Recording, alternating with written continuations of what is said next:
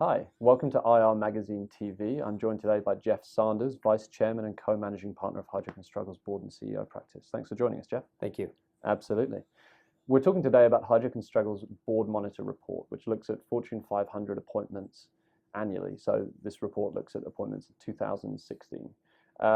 This is a three-part video series. In this video, we're talking about sort of general board topics. So Jeff, there was a 7-year high in board appointments in the Fortune 500, according to your research, yet the number of board seats fell slightly. Does this indicate an increase in board members retiring, or are boards getting better at refreshment? I think boards are getting better at refreshment. We're seeing boards do far more to make sure that their composition and the skill sets that they bring forward better reflect the strategies of business and what is going to be required to effectively govern the businesses. So constantly taking a look at what markets are we entering, what's our customer set look like, what new businesses are we getting into, and do we have people sitting around the board table that can bring a fresh and interesting perspective to that. Sure. Now, 2/3 of the board members appointed last year are either current or former CEOs and CFOs. That may sound like a lot, but it represents a decrease of 7 percentage points from the previous year. Does this suggest that boards are broadening their definition of what's needed? And if so, are there any kind of functional backgrounds or skill sets that are driving this? Yeah, I would say, the functional skill sets that we're seeing that are being added to boards, I would say as talent continues to play an important role. Sure. Succession planning at all organizations, at all levels in an organization plays an important role. We're beginning to see heads of HR added. We're beginning to see a lot of concerns around cybersecurity.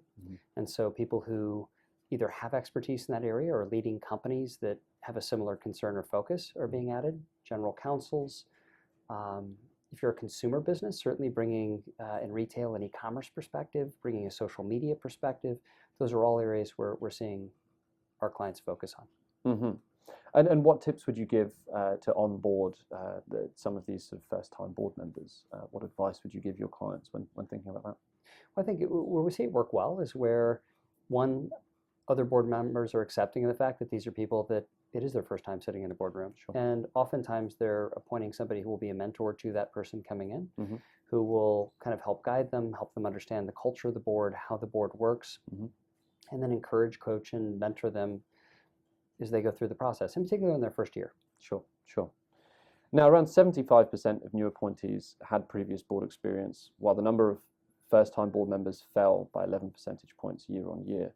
How can boards balance the need to refresh the boardroom with new perspectives while also respecting their duty to shareholders to have an experienced board that can fulfill the duty of the board? Well, I think you have to think about it as a portfolio. Everyone at one point, it's their first time serving as an independent director. Sure. And if you have all first-time directors in a boardroom, that's going to go too far to one end of the spectrum. And if you're not adding and bringing a fresh perspective with first-time directors, that's not going to go far enough in the other direction. So I would think about it as having a blend, right? Having some people that really bring governance, know how to manage in a board setting, and then bringing fresh ideas and fresh talent in, that group is then mentoring and developing. Excellent. Well, thank you for joining us, Jeff. In Thank you. part 2, we'll be talking about gender diversity in the Fortune 500, so stay tuned for that. Thanks very much. Thank you.